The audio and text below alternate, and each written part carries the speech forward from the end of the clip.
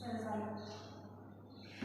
Selanjutnya saya akan menyampaikan tentang apa itu bimbingan kelompok. Jadi bimbingan kelompok ini adalah salah satu layanan dalam bimbingan konseling yang membantu individu atau siswa melalui kegiatan kelompok. Adapun tujuan dari bimbingan kelompok yaitu yang pertama, membantu individu mencapai perkembangan optimal, mengembangkan potensi diri dan juga mencegah perkembangan masalah yang dihadapi klien. Apakah teman-teman sudah paham tentang bimbingan kelompok? Alhamdulillah. Baik, sebaiknya perkenalan kita mulai untuk proses kelancaran kegiatan kita. Dan ada pepatah juga yang mengatakan kenal maka tak sayang. Jadi perkenalannya bisa dimulai dari sembilan diri dan juga bisa sedikit ceritakan tentang pengalamannya. Baik, perkenalkan nama saya Nabila. Di sini permasalahan saya itu saya sering merasa gugup dan cemas setiap kali harus berbicara di depan umum. Di mana adik saya itu sering main berbicara, tangan saya berkeringat dan saya merasa seperti semua mata tertuju pada saya. Terima kasih sudah berbagi Nabila. Apakah ada orang lagi yang ingin berbagi pengalamannya? Oke, baik. Jadi perkenalkan nama saya Posya. Jadi di sini saya juga mengalami kecemasan saat berbicara di depan umum. Jadi saya takut membuat kesalahan atau dihakimi oleh orang lain. Terjadi penting untuk diingat bahwa saudara Posya ini tidak sendirian. Ada lagi yang ingin berbagi permasalahannya? Saya persilakan.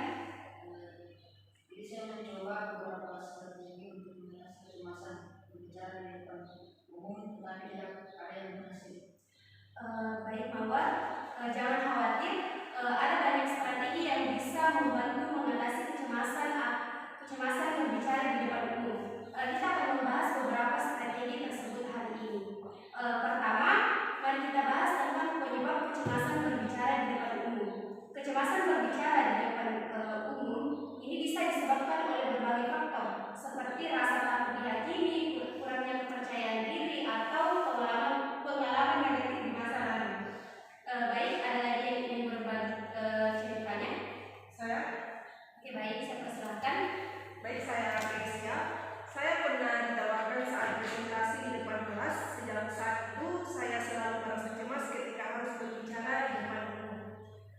Baik, Grecia, pengalaman negatif di masa lalu memang bisa menjadi salah satu penyebab kecemasan berbicara di depan umum.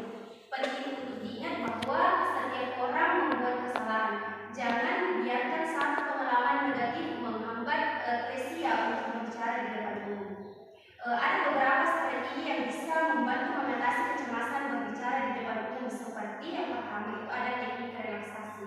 Teknik relaksasi ini seperti pernapasan dalam meditasi yang dapat membantu menenangkan tubuh dan pikiran sebelum berbicara di depan umum. Yang kedua itu ada latihan kognitif perilaku.